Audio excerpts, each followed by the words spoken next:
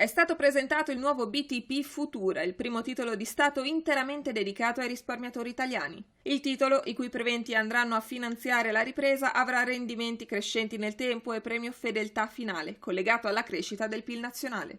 L'emissione è prevista dal 6 luglio al 10 luglio. L'emissione sarà interamente dedicata a finanziare le spese previste dagli ultimi provvedimenti varati dal governo per affrontare l'emergenza da Covid-19 e sostenere la ripresa del paese. BTP Futura avrà una struttura cellulare semplice pensata per premiare risparmiatori che lo terranno fino alla scadenza.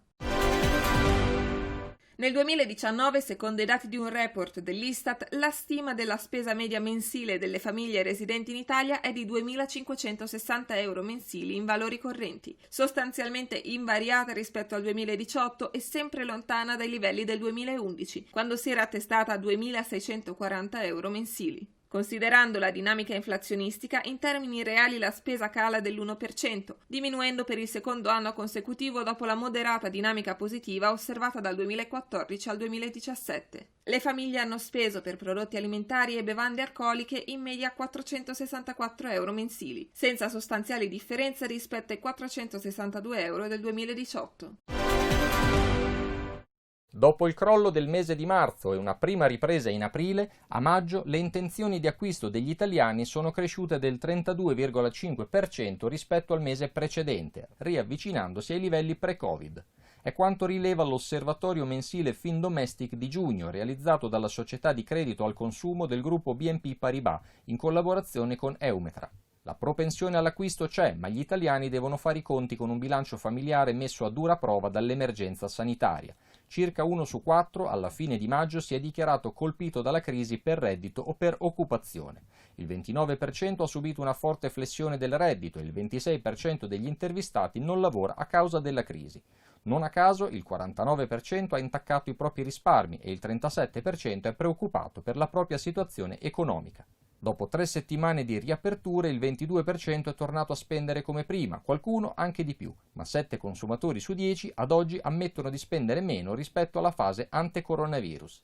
Il 30% di questi, pur avendo le possibilità e la voglia di spendere, aspetta che il contesto migliori. Il 28% limita le spese solo perché la crisi lo ha reso più prudente e attento al risparmio. L'osservatorio Findomestic di giugno mostra come le intenzioni d'acquisto degli italiani stiano tornando sui livelli pre-Covid. Il problema che si pone ora è come riattivare queste propensioni, perché se torna la voglia di acquistare, il clima di fiducia e l'esperienza d'acquisto restano diversi rispetto a prima. Gli italiani preferiscono spesso risparmiare o rinviare a tempi migliori l'acquisto, anche se sono nella possibilità di poter spendere.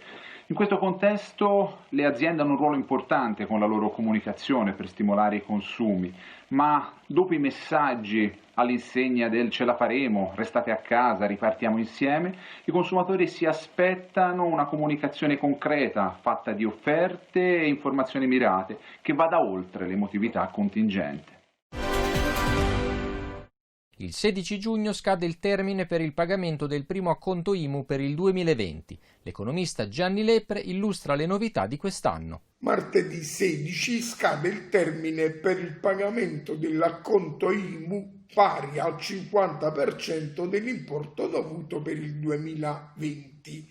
Ricordiamo che può essere facoltà dei sindaci spostare la scadenza relativa al pagamento del primo semestre al 30 settembre 2020 senza pagamento di sanzioni ed interessi. Tra le altre cose ricordiamo che la legge prevede l'esenzione per il pagamento dell'IMU per la prima casa ad eccezione delle categorie di lusso, cioè quelle catalogate A8 e A9.